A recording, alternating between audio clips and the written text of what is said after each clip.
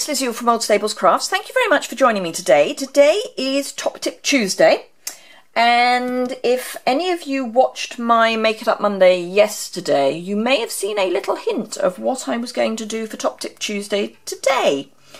So I was using the brand spanking new No Bones About It stamp set. I have only just got this, and I have now only stamped with a few of these stamps. You can begin to see which ones because they're a little bit grubbier than the others. However, it dawned on me that there was a top tip out there, particularly when I picked up this stamp, which is what I described as I think the long thin one. I can't remember. I don't do paleontology. Anyway, it's long and squiggly. And I suddenly thought that it would be a good idea to explain how I go about making sure that when I pick up stamps like this, they come out the right shape, particularly when you're doing two-step stamping. It's not so important if you're not doing two-step stamping, but if you're doing two-step stamping, it's kind of useful if the two images, if they've got to go one on top of the other as an inner and an outer, if they actually line up.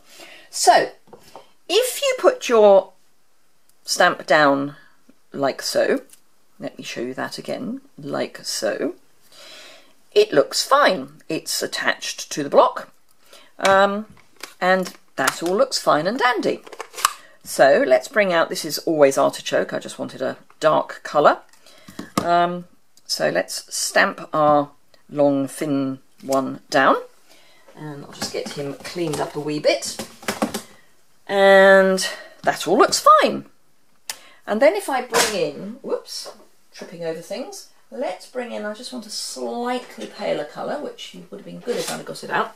Let's bring in Crumb Cake, and let's pick up the solid of the same stamp and pop him down and ink him up with Crumb Cake, and then line up his legs,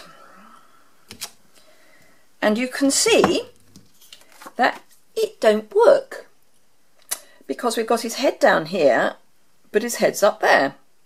So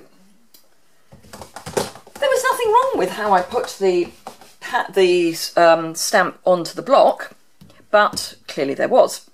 So the way to do it is pop your stamp down, ideally on, let me bring in a piece of scrap paper. This is a slightly sticky surface, so you want a surface that isn't at all sticky, as in, you know, your stamp will move around.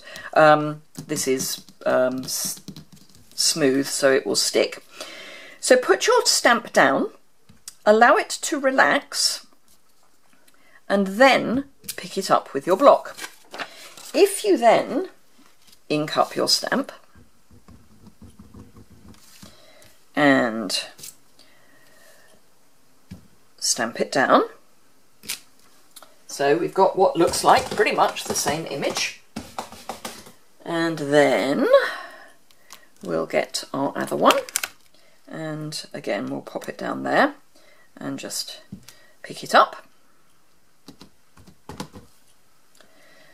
line up the legs again, which is what I did last time. Can you actually see what? Yes, you can. And there we go, it fits. So that's my top tip. It's not much, but it is the difference between two-step stamping having a chance of working and not. So I thought I would share that with you. For the more solid images, so we've got the raw means you're awesome in dinosaur. I mean, that's solid. You don't need to do the putting it down and picking it up.